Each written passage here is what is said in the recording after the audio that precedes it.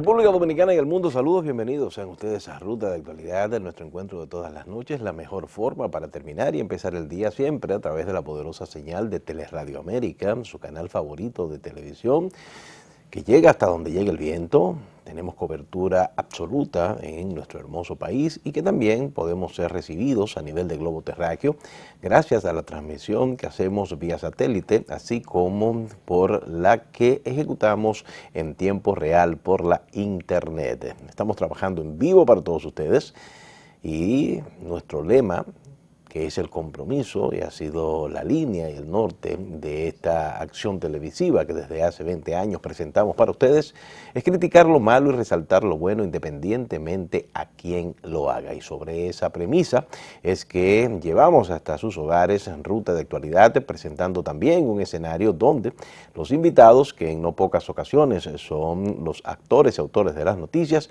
puedan expresarse de una forma libre y espontánea, haciendo honor al ejercicio de la pluralidad. Usted es la parte más importante de la relación, tiene formas de comunicación directas con un servidor y también con el programa. Si usted entiende que algo le gusta o no le gusta de Ruta de Actualidad, esas son las formas para usted dejárnoslo saber, así como para compartir cualquier situación que entienda usted merezca la lupa periodística, en la certeza que va a ser tratada proveniente de donde llega la parte más importante de esta relación, y me refiero a usted, amigo o amiga que nos acompaña. El email, el Twitter, las redes sociales, también el número telefónico.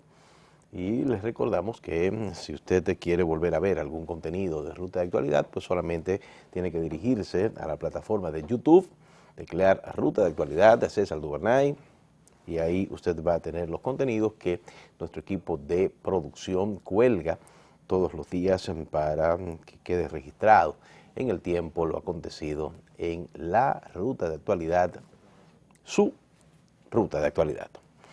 Amigos y amigas televidentes, entramos en materia sumándonos a la tristeza, gran pena que tiene el país, y no solamente la colectividad jurídica, sino la política, la deportiva, por el deceso en la tarde de ayer del destacado jurista, profesor don Ramón Pina Acevedo.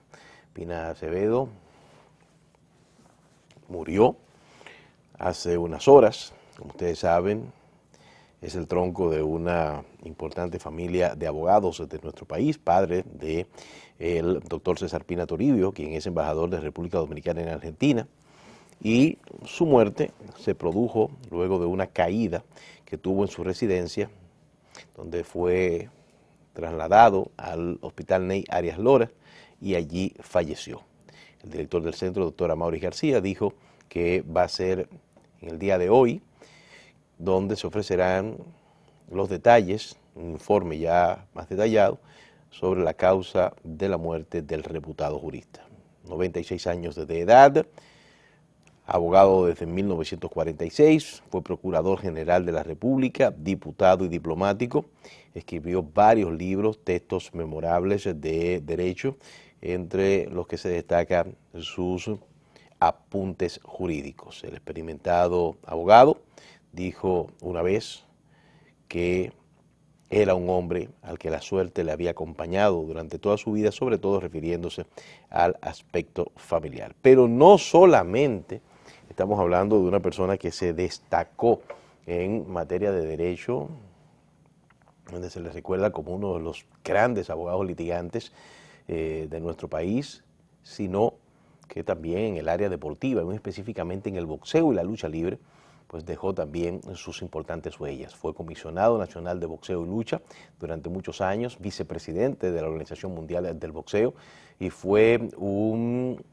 padrino de esas actividades a lo largo de toda su existencia. Todavía está funcionando el gimnasio doctor Ramón Pina Acevedo, que está en Alma Rosa, donde no pocos boxeadores han tenido la ocasión de entrenar ahí, y repito, así fue siempre un padrino, un gran soporte para los atletas del arte del Fistiana, así como también de la lucha libre.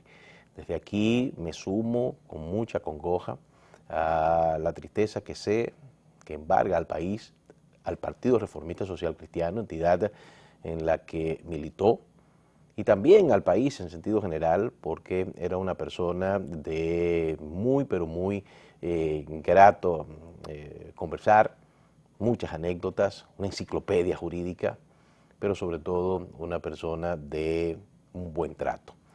Desde aquí envío mis condolencias a sus familiares, a algunos de sus hijos que conozco, como el doctor Ramón Pina, el doctor César Pina Toribio, el doctor César Pina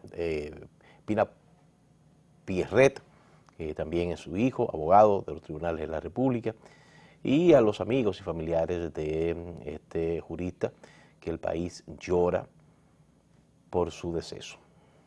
Pasa su alma, conformidad a sus familiares, y ahí queda su legado jurídico y deportivo. Amigos televidentes,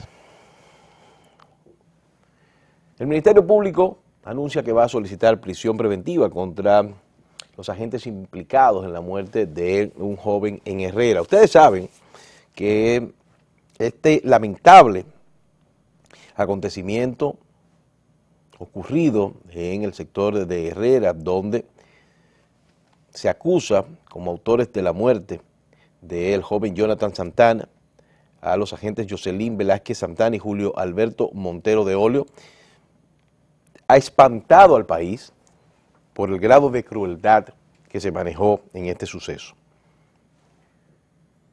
La Policía Nacional, y es algo que nosotros desde aquí estamos respaldando, no se ahorró ningún tipo de tiempo en establecer una investigación y determinar que estos agentes actuantes que le dispararon al hoyo Oxiso, que lo dejaron esposado a una escalera para que se desangrara, no merecían estar en la Policía Nacional y fueron dados de baja y traducidos a la acción de la justicia. Es por eso que la fiscal Rosalba Ramos, luego de una reunión con el director de Asuntos Internos de la Policía Nacional, el general de brigada Héctor García Cuevas, valoró los elementos de prueba que comprometen la responsabilidad penal de estos agentes en el hecho de sangre. La medida de coerción contra los implicados será conocida el viernes en horas de la mañana, es decir, mañana viernes, porque ya hoy es jueves, recuerden que estamos trabajando en vivo para ustedes, en la Oficina de Atención Permanente del municipio Santo Domingo Oeste. Ustedes conocen lo acontecido. Estos agentes policiales, luego de haber disparado a la víctima, lo dejaron esposado a una escalera, hasta que él fue trasladado a un centro de salud, pero llegó ya en muy mal estado y murió. Este tipo de acciones son deplorables, irreprobables, asqueantes en todo el sentido de la palabra. Una cosa es que se sea firme con la delincuencia, en caso de que así se trate, y que los agentes actuantes en los diferentes escenarios repelan la agresión o por la razón que sea tengan que defenderse y utilizar el uso de la fuerza letal cuando pudiera ser entendible y comprensible. Pero otra muy diferente es lo que hicieron estas personas, y el video está por ahí en las redes. Nosotros hemos querido ser cuidadosos para no acrecentar el morbo en situaciones que son tan lastimosas y tan lamentables. Usted dispararle a una persona y dejarla amarrada, que es lo mismo que decir esposada, a una escalera hasta que se desangre. Eso muestra una mentalidad criminal, y creo que es el momento de que se haga ese ansiado ejercicio de revisión al recurso humano de la Policía Nacional para determinar cuántas mentalidades parecidas están manchando el uniforme del Cuerpo del Orden Público. Porque esas personas que actuaron de esa forma son tan delincuentes como cualquier delincuente que salen a enfrentar. Y yo soy de los que creen que la Policía Nacional tiene necesariamente que hacer una revisión para poder sacar de sus estructuras esas mentalidades retrógradas, abusivas y asesinas que manchan el uniforme. Es lamentable que este tipo de cosas sucedan. Nosotros saludamos la rapidez, la presteza con la que el director de la Policía Nacional, el general Aldrin Bautista, actuó traduciendo a la acción de la justicia a estos agentes actuantes, ex agentes hoy, en un hecho que ha consternado y ha asqueado al país, que se pregunta cuántas personas de esa mentalidad, de esa calaña, llevan el uniforme policial. Yo sé que son pocos, yo sé que la gran mayoría de agentes son personas honorables, pero la cantidad que sea, aún sea uno, que tenga este tipo de mentalidad, no puede estar en una institución cuyo principal activo es la confianza. Y así, con acciones de esta naturaleza, no se fortalece, muy por el contrario. Ojalá y que el Ministerio Público pueda hacer su trabajo de construir un expediente fuerte para que estas personas, en caso de demostrarse cierta la acusación que se le hace de este abominable hecho, puedan sentir todo el peso de la ley y que esto se convierta en un mensaje claro a quienes puedan tener este tipo de mentalidad oscura, asesina, malvada, reprobable, deleznable y bochornosa en la Policía Nacional Dominicana.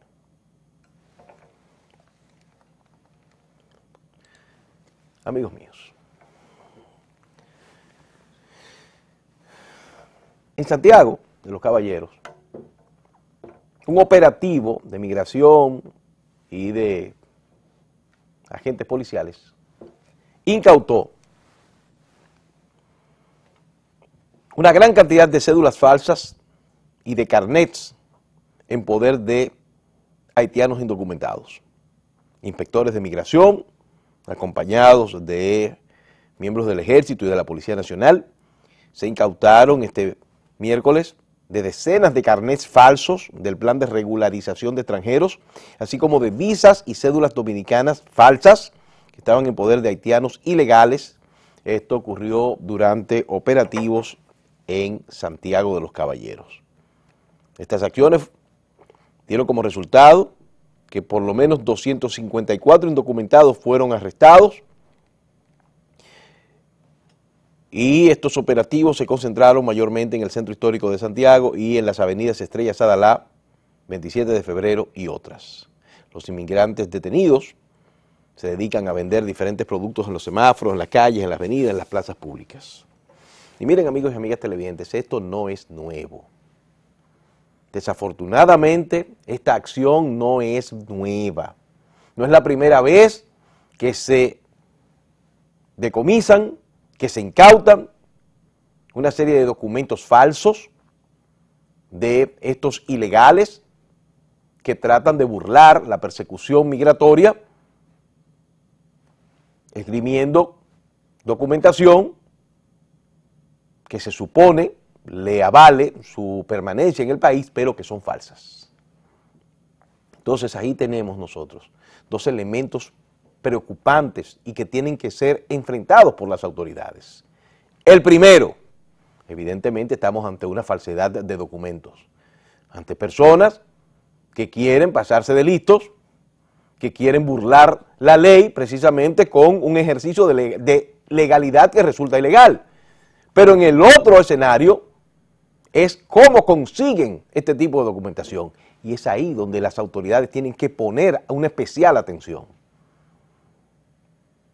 Porque hay estructuras que se dedican a hacer este tipo de documentos falsos para venderlos, entregárselos a estos ilegales, y no es verdad que eso sale solamente de una acción de los indocumentados. Estamos hablando de contubernio entre dominicanos, malos dominicanos, que por ganarse un par de pesos se hieren la patria, dándole acceso a quien pueda adulterar este tipo de documentos para entregárselos a los indocumentados. Entonces, amigos y amigas televidentes, eso es grave. Eso es grave porque esos documentos, esas cédulas, esos carnets que se encontraron en poder de estos ilegales no llegaron solos a sus manos. Ahí hubo un involucramiento, que es lo mismo que decir una complicidad de gente de las diferentes estructuras. Y eso es lo que se necesita en este momento, que conjuntamente a esta acción que aplaudimos de interdicción a los ilegales, también se produzca la identificación de esas personas que con acceso a las planillas, a los softwares, a todo lo que significa la estructura y la logística para hacer este tipo de documentación, se prestó y se ha prestado a este tipo de vagabunderías que le hace daño al país y que muestra, desafortunadamente, la vulnerabilidad de esquemas que deben ser o deberían ser de estricta seguridad. Estoy haciendo el llamado formal para que las autoridades den la información y procedan al sometimiento a la justicia de los responsables de que estén sucediendo este tipo de vagabunderías, este tipo de traiciones a la patria, porque no hay otra forma para identificar esto que estamos denunciando. Amigos televidentes, es de todos conocido el fracaso del entendimiento, de la posibilidad de acuerdo entre la oposición venezolana y el gobierno de esa nación, pese a los esfuerzos que se hicieron para lograr un punto de avenencia que pusiera fin a la peligrosa crisis que acogota a esa nación. El presidente Danilo Medina Sánchez declaró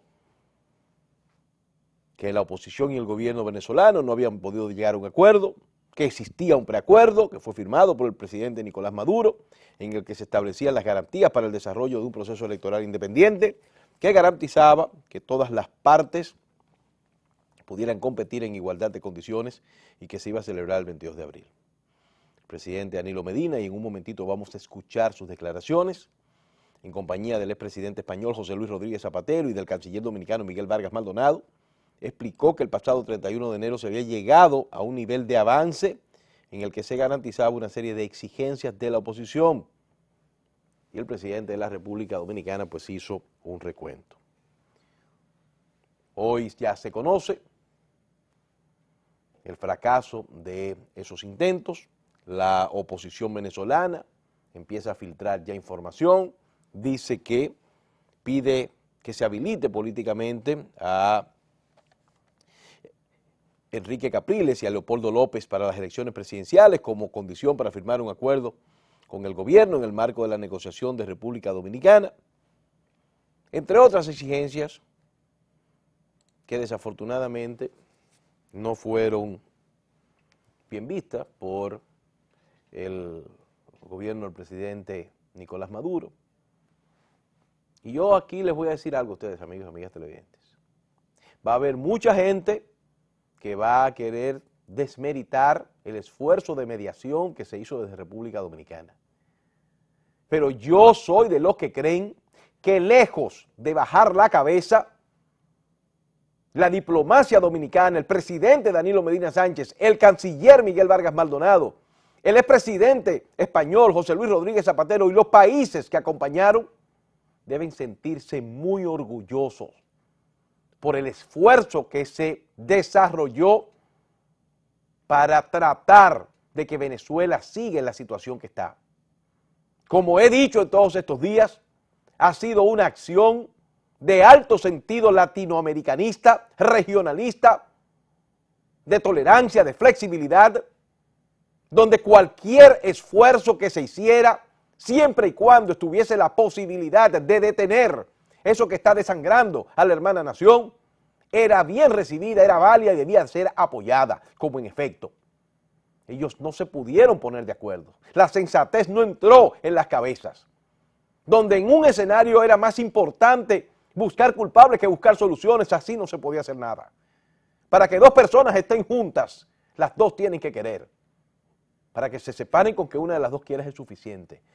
Y desafortunadamente, aunque usted y yo sepamos quién es el responsable de esta crisis malvada, insensata, que sacude a Venezuela, el momento era para buscar puntos de avenencia, ni siquiera por los sectores que estaban enfrentados, sino por esa nación que está ahora mismo sufriendo las consecuencias, los embates y las penurias de unas acciones, frutas de la insensatez y fruto de la insensatez. Entonces, lamentablemente, no se pudieron poner de acuerdo.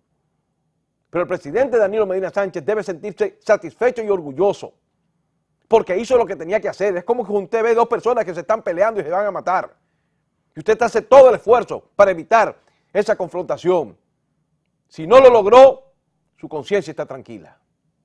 Y yo lamento que haya podido más la cerrazón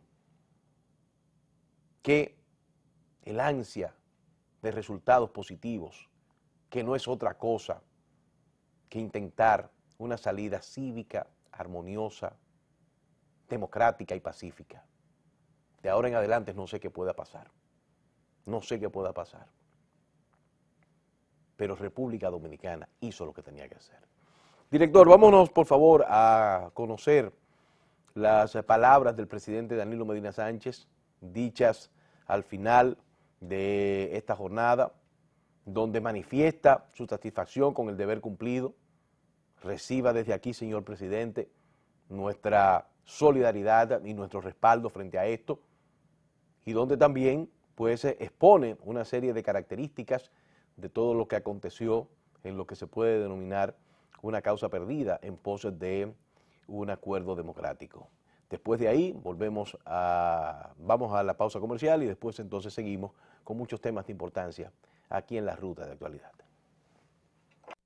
Bueno, formalmente, buenas tardes para todos y todas.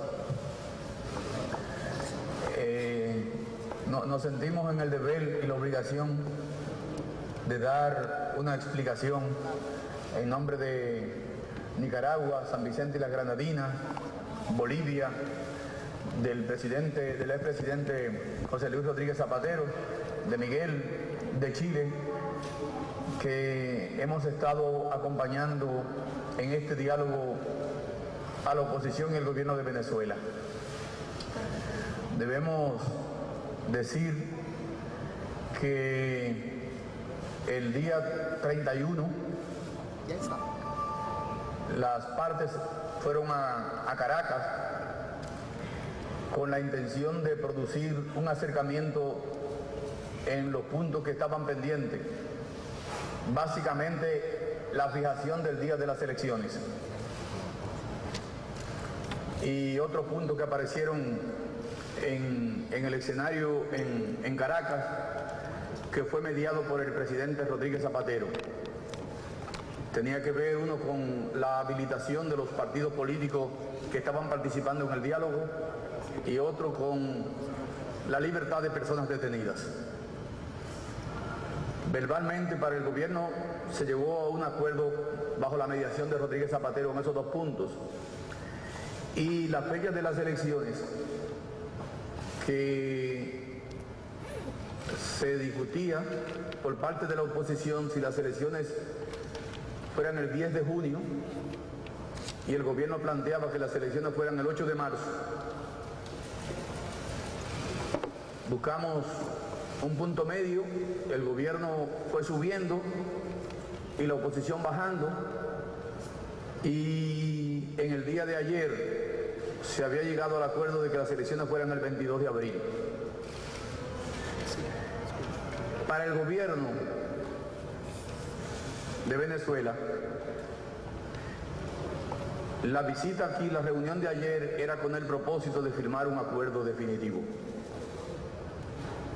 Y vinieron a firmar ese acuerdo. La oposición no entendió que estaba obligada a firmar ese acuerdo en el día de ayer y pidió tiempo para ver el documento que se había trabajado con las partes y que era, en gran medida estaba contenido en el acta de avances de los acuerdos de la que quedé apoderados cuando se fueron el día 31. La oposición ayer pidió tiempo para esa nueva revisión y el gobierno de Venezuela entendía que ese era el documento definitivo. No pudieron quedarse a esperar la reunión de la oposición el día de hoy porque tenían eventos políticos que realizar en Venezuela y se retiraron anoche a Venezuela. Hoy la oposición nos ha entregado un documento nuevo, pero en consulta con el gobierno de Venezuela, el presidente Nicolás Maduro dice que solamente firmará el documento de ayer, el documento que se había trabajado por las partes. Nosotros se lo enviaremos de todas maneras, el documento que nos ha entregado la oposición, pero no con la esperanza de que lo van a responder.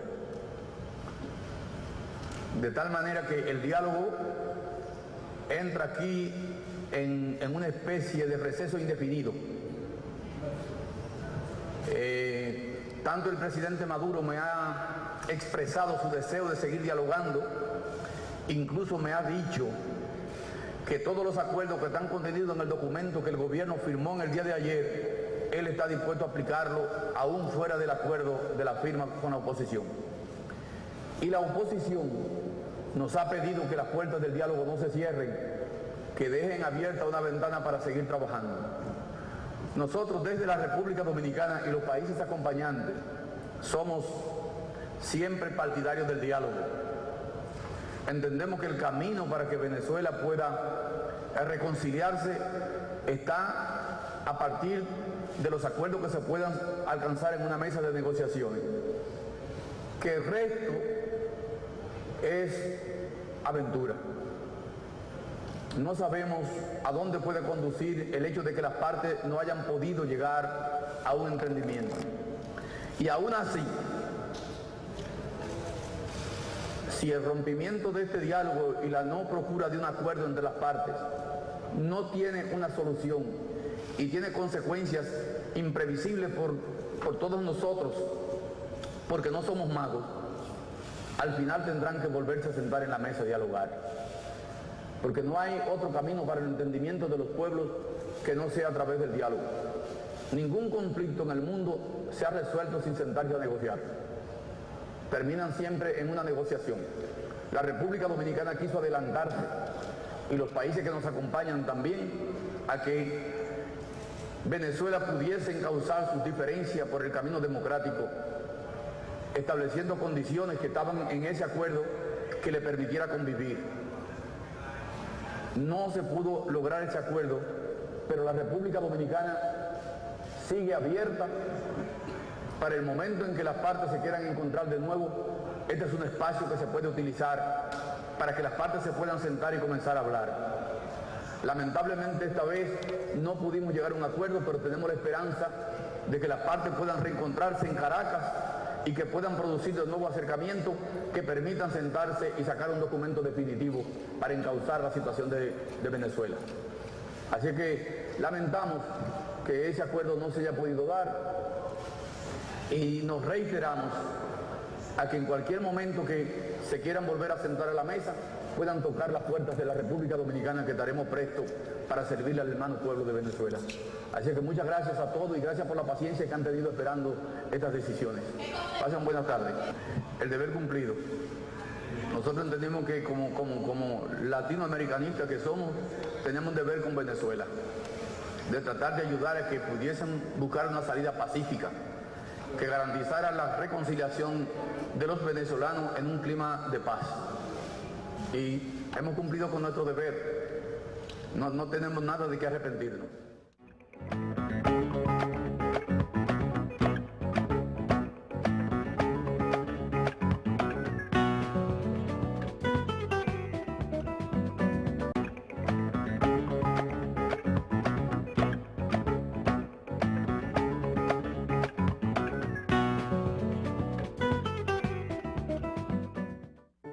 Todos ellos sufren la pena de haber perdido a un hijo, un esposo, un padre o un compañero de trabajo. Los accidentes de trabajo pueden evitarse. El empleador debe aplicar las medidas de prevención y el trabajador siempre usar sus equipos de protección personal. Prevé, protégete, reporta. Administradora de Riesgos Laborales, para que trabajes sin preocupaciones.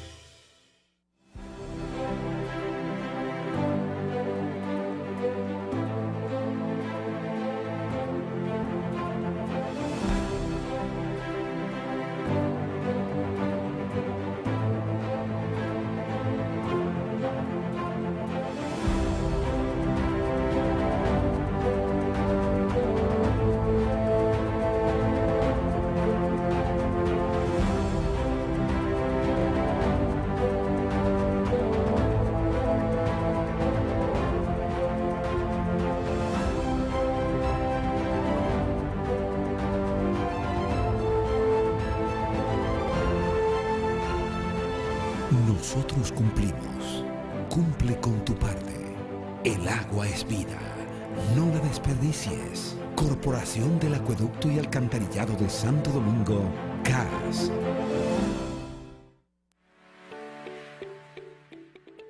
Ver la dedicación, progreso y calidad de vida de mi maestra de artes inspiró en mí el deseo de enseñar. Quiero crecer, apoyar a mi gente, influenciar positivamente los jóvenes de mi comunidad, y con la carrera de educación lo puedo lograr. Siendo maestra puedo vivir mejor, tener mayores oportunidades, llegar hasta donde quiero y ser un orgullo para mi familia. Sé parte de la familia magisterial.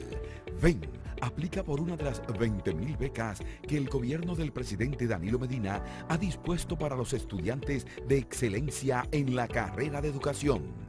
Infórmate en el 809-535-8006, extensión 103, 104, 105 y 106.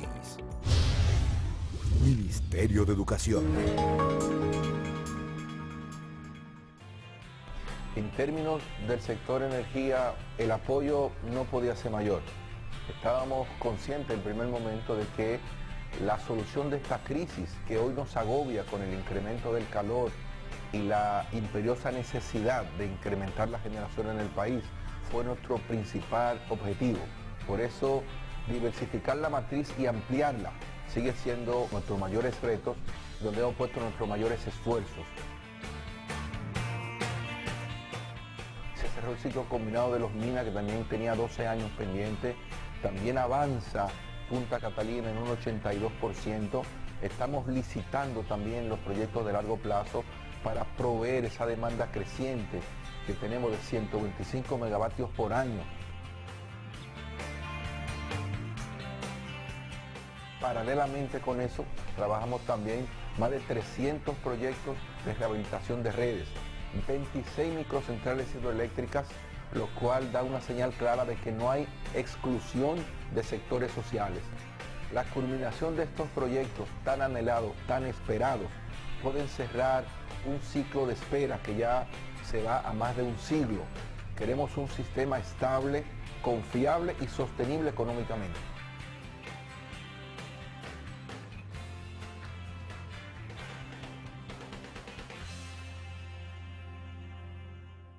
Bueno, que lo decía el dardo, señor. Sí, que lo decía el dardo. ¡Cabrera! En el noreste, este es tu país, solo esperando por ti. Tu país lo tiene todo y todo por descubrir. Más que playas y montañas, para mí el corazón. Donde quiera que tú vayas, disfrutas con pasión. Donde quiera que tú vayas, todo es música y sabor.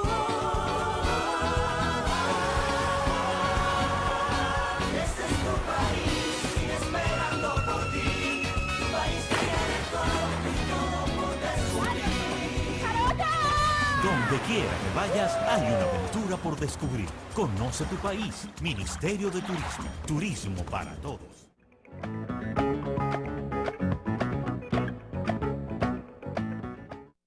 Amigos televidentes, volvemos a Ruta de Actualidad, al estudio principal de Teleradio América, agradeciendo la gentileza de tantas personas quienes se comunican con nosotros a través de las redes sociales, del WhatsApp, de los mensajes que por las diferentes vías nos hacen llegar y sobre todo pues la riqueza del debate cuando expresan sus posiciones, algunas a favor, otras en contrario. Pero bueno, de eso se trata, ese es el juego de la democracia. Vimos las declaraciones del presidente Danilo Medina Sánchez, donde con toda razón se muestra satisfecho y orgulloso por lo que hizo, tiene todo el respaldo y el apoyo de este servidor y de personas que, como yo, entienden que República Dominicana hizo lo que tenía que hacer desde el punto de vista del compromiso regional y del espíritu latinoamericanista, que es el que debe primar cuando usted ve una situación peligrosa y de conflicto y no escatima esfuerzos e incluso deja abiertas las posibilidades que ya no dependerán de uno para colaborar siempre para una solución adecuada. Felicidades, presidente.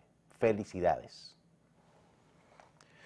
Amigos televidentes, el ex candidato presidencial del PRM, Luis Rodolfo Abinader Corona, mi querido amigo,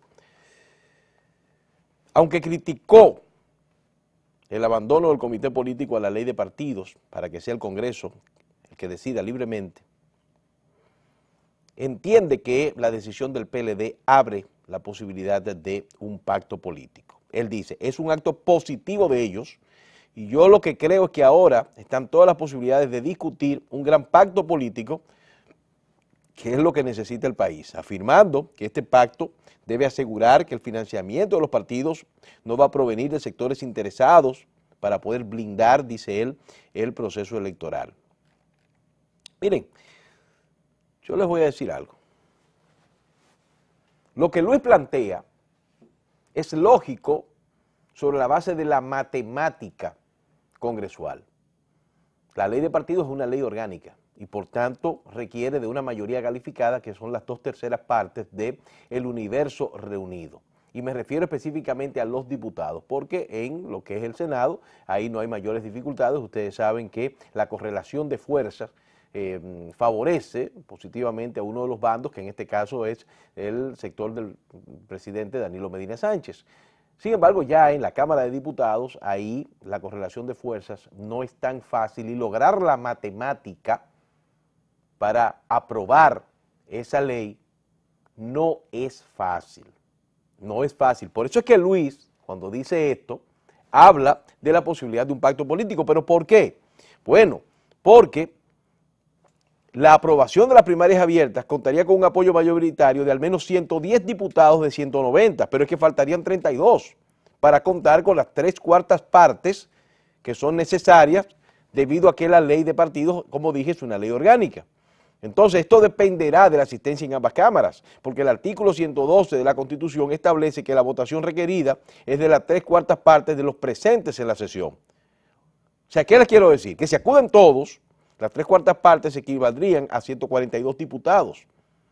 Y las primarias abiertas, que son las que cuentan con el respaldo de los diputados que siguen la línea del presidente Danilo Medina, andan en el orden de unos 70 o 71 más o menos. Entonces, por eso es que está diciendo Luis que se necesita un pacto político. Y déjenme decirle algo, yo soy de los que creen que es una buena oportunidad para que todos se pongan de acuerdo. Es lo que yo creo. Es lo que yo creo, pero una cosa es lo que yo creo y otra cosa es lo que realmente se pueda dar. Porque también mucha gente puede agarrar y decir, bueno, mira, pues no nos pusimos de acuerdo nunca. No se dio la matemática. Y que sigan esto sin ningún tipo de régimen ni de control, que es lo que busca la ley de partidos políticos y agrupaciones, independientemente a que haya un sector que entienda que las primarias internas de las organizaciones deben hacerse con padrón abierto y otro con padrón cerrado. Una ley de partidos políticos es un instrumento legal con consecuencias, con sanciones, para establecer orden. Y el que el Partido de la Liberación Dominicana no se haya podido poner de acuerdo a lo interno, es decir, en el comité político y haya dejado que sean los legisladores, algo que pudiera ser un eufemismo, porque cada uno de esos diputados va a accionar conforme a lo que son sus lineamientos políticos de sus jefes de grupo, eso obliga necesariamente a un entendimiento. La Junta Central Electoral anuncia que va a reintroducir el proyecto de ley, eso lo dice su presidente, cuando revela que se aprobó en su sesión del día de ayer la reintroducción al Congreso Nacional de los proyectos de ley orgánica de régimen electoral y de partidos de agrupaciones políticas, y que se va a hacer vía el Senado de la República. De inmediato la disposición fue ejecutada por el secretario general de la Junta Central Electoral en virtud de lo que establece el artículo 96, numeral 4 de la Constitución Dominicana, de que ese organismo puede someter iniciativas legislativas, porque la Constitución lo establece de esa forma.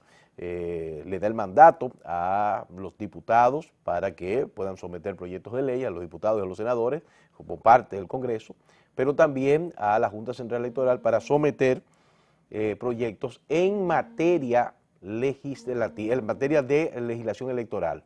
Lo mismo tiene también la competencia los ayuntamientos en materia municipal. Lo pueden hacer y la Suprema Corte de Justicia en materia precisamente de asuntos de judicatura, o sea, pueden hacerlo. Y por tanto, la Junta Central Electoral ha dicho esto. Repito, amigos y amigas televidentes, yo me quiero sumar en la lista de los optimistas, pero hay que reconocer que es la quinta vez que la Junta Central Electoral introduce esos proyectos, luego que los presentara por primera vez en el 2011 y que fueran reintroducidos en el 2013, en el 2014 y en el 2017. Y todas esas veces estos proyectos han perimido sin haber sido aprobados por el Congreso Nacional. Yo entiendo que es el momento de un buen consenso entre todos los sectores para llegar a un punto. Lo que no podemos es quedarnos sin ley de partidos políticos. Óiganme, porque es una manera importante de poner régimen, de establecer orden, y en lo que tiene que ver la ley de régimen electoral, pues entonces de adecuarla a una realidad que es muy diferente a la que existía cuando fue aprobada en el 1997. Vamos a esperar que las cosas caminen en esa dirección. Querido público, el ministro administrativo de la Presidencia, licenciado José Ramón Peralta, dice que debe analizarse con cuidado esta propuesta del Fondo Monetario Internacional sobre ajuste fiscal. Él considera que la propuesta del FMI debe ser analizada con mucho detenimiento, manifestando que el compromiso del gobierno de Danilo Medina es seguir yendo a una consolidación fiscal. Él sostuvo que el país ha estado, sobre todo en el 2017, cumpliendo toda la meta de ingreso que tenía y que se cumplió con la meta de déficit que tenía, señalando que se han manejado tal y como se aprobó en el Congreso Nacional, expresando que para este año el gobierno se ha propuesto bajar el déficit y cumplir con la meta de ingreso que tiene, siendo más eficientes en el control de la evasión. Él destacó que en el país se han hecho enormes reformas tributarias o fiscales, pero que a pesar de esto son insuficientes. Entonces, por eso él dice, y tiene mucha razón, son palabras muy juiciosas, de que antes de pensar en una reforma fiscal, hay que analizar muy bien las variables y los escenarios. Sí, es así, porque usted no le puede salir a este pueblo con más impuestos si usted primero no enfrenta la evasión fiscal que hay mucha evasión fiscal. Y no me refiero a la evasión, a la persecución de evasión que se hace por bellaquería. No, no, no. A la evasión real, que se sitúa en ocasiones en un 36%, en un 40%. Porque, por ejemplo, hay sectores como la clase media, óigame, a los que usted no le puede salir con más impuestos. Entonces, lo que manda a la situación es una revisión del esquema. Y más que una reforma fiscal, un reajuste fiscal para poner a pagar al que puede pagar y no cargarle todo a sectores que históricamente han tenido la carga encima, que es lo que se ha visto. resolver el grave problema, el irritante problema de las exenciones, que aquí hay sectores que están disfrutando de no pagar impuestos, muchos de ellos sin merecerlo. Entonces, eso hay que resolverlo primero. Usted tiene que hablarle primero a este país de que usted tomó medidas fuertes en cuanto a la evasión, que resolvió el problema de estas exenciones tributarias que tienen algunos sectores que no las merecen, que no las necesitan, que se usufructan de las mismas. Entonces, después usted habla de poner impuestos, porque aquí hay una distorsión también en lo que es el esquema tributario. Aquí hay cosas que no deberían pagar impuestos y que pagan, y algunas que no pagan que deberían pagar. O sea, cuando usted analiza que un pote de romo, escúcheme que le hable vulgarmente, pero es así, que un pote de romo cuesta menos que un frasco de yogur, usted dice, no, espérate, que hay un problema. Y sucesivamente, que hay muchos ejemplos. Entonces, por eso yo entiendo que es válida esta preocupación, y más que esta preocupación, esta advertencia y esta admisión que hace el ministro administrativo de la presidencia cuando dice, no, espérense, esto hay que tomarlo con calma y con cuidado. No es que el Fondo Monetario Internacional dice, porque ellos tiran números fríos. No, hay un déficit, entonces aprieten más, saquen más impuestos. No, eso no es verdad. Eso no es verdad, que hay muchas cosas que hay que revisarlas. Usted me va a decir a mí que esta población, esta clase media alta, media baja, que tiene que pagar la gasolina más cara del mundo, va a estar contenta cuando se da cuenta que gran parte de ese importe tiene que ver con impuestos, bajo ninguna circunstancia. Entonces, todo eso hay que revisarlo, hacer reajustes, pero sobre ese criterio. Entonces, el Fondo Monetario Internacional le tira un número claro, directo, o sea, plano. No, espérate, aquí faltan tanto, hay un déficit, bueno, pues entonces aprieten en impuestos. No, eso no es así. Eso no es así. Eso no es así. Hay elementos, hay factores como la evasión, como la preocupante realidad de las exenciones, como una mejor distribución de la carga tributaria, que hay que enfocar primero antes de hablar así de golpe y porrazo de una reforma fiscal. Ese gran pacto fiscal al que debe abocarse el país tiene que ser limpio y transparente, definiendo prioridades y mejorando las capacidades de persecución de la evasión, pero de la evasión real, y poniendo a pagar al que puede pagar, pero quitándole también la carga a los cansados hombros, por ejemplo, de una clase media, óigame, que no tiene formas de poder respirar frente al tema del peso impositivo, que pueda colaborar más con las plantas productivas. Porque, señores, aquí hay cerca de 14 o 15 impuestos que si usted lo analiza y todo eso hace que sea menos competitiva la acción de producir cosas en el país. Entonces yo siento que antes de tirar una tabla rasa, como pretende la sugerencia del Fondo Monetario Internacional, de decir pongan más impuestos, hay que analizar las cosas con cuidado, con detenimiento, y determinar lo que es mejor para el país, tal cual como manifiesta el ministro administrativo de la presidencia, el licenciado José Ramón Peralta, cuando indica que la evasión se ha manifestado en los ingresos y que eso hay que eficientizarlo. Eso hay que eficientizarlo y nosotros estamos completamente de acuerdo. Tan simple como eso. En la parte final del programa, amigos y amigas televidentes, el ministro de Interior y Policía, el doctor Carlos Amarante Barrete, anuncia en el día de ayer la creación de una alianza estratégica con la Policía Nacional, la Dirección de Programas Especiales de la Presidencia, las mesas locales de seguridad, género y los consejos comunitarios para un efectivo combate a la delincuencia, al crimen y los feminicidios. Él definió esta alianza como un nuevo paradigma de seguridad ciudadana, reconociendo que en los últimos años el tema de la seguridad se ha colocado como el de mayor preocupación en la ciudadanía. Esto fue un anuncio hecho en el primer encuentro nacional comunitario, celebrado en la Biblioteca Club Mauricio Báez, con la presencia del director general de la policía, el mayor general Ney Aldrin Bautista Almonte, así como el director de la Dirección General de Programas Especiales de la Presidencia, Domingo Contreras, y más de 500 voceros y directivos de los consejos de desarrollo barrial y comunitario en todo el país. Miren, yo estoy de acuerdo con cualquier cosa que ayude a mejorar la situación de delincuencia, de inseguridad ciudadana y de feminicidios que tenemos en el país. Ahora, eso tiene que ser eficiente, porque de acuerdos, de anuncios, de iniciativas, nosotros estamos cansados. Nosotros estamos cansados.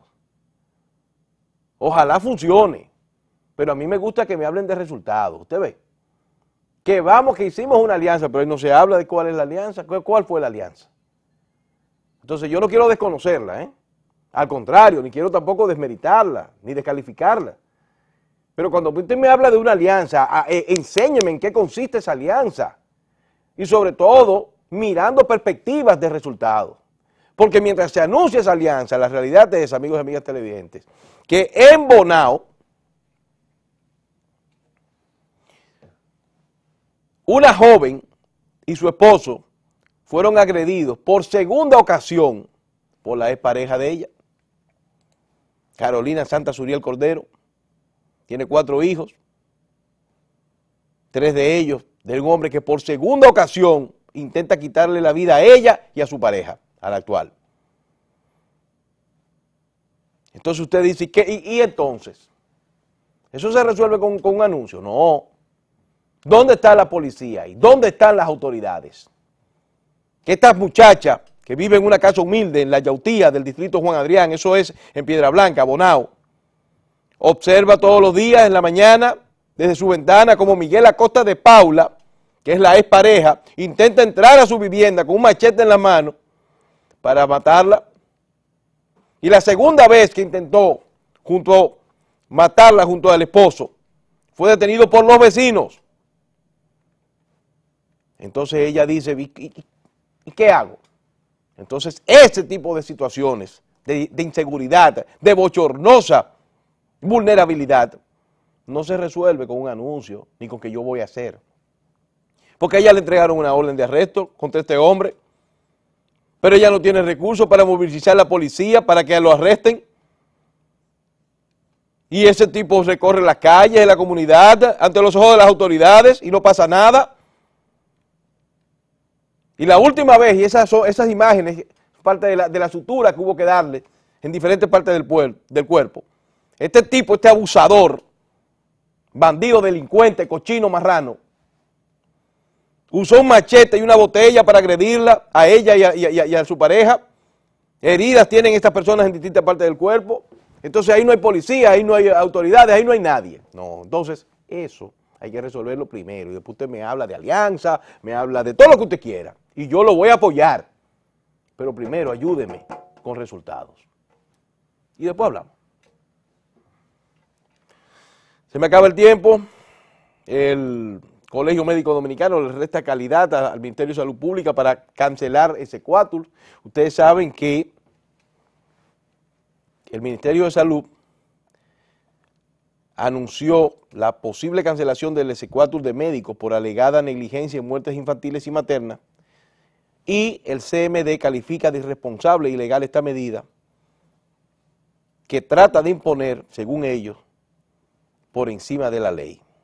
Wilson Roa, presidente del CMD, afirmó que la acción de la titular de salud, doctora Altagracia Guzmán Marcelino, forma parte de un plan que dicen tienen junto al director del Servicio Nacional de Salud para privatizar la red pública hospitalaria. Miren, estos pleitos de médicos, claro, aquí hay una temperatura diferente a la que tenía Waldo Ariel Suero, pero estos pleitos son cosas difíciles y que uno a veces no entiende. Ahora, mientras tanto, lo que sí es grave es esto, que Salud Pública dice que el 88% de las muertes materno-infantil es prevenible. Y da unos números que los vamos a tocar en el día de mañana, que son espeluznantes, de niños que han muerto por negligencia, y eso hay que resolverlo, porque eso es grave. Hasta aquí mi trabajo del día de hoy. Nos reencontramos cuando el reloj diga que son las 12 de la noche.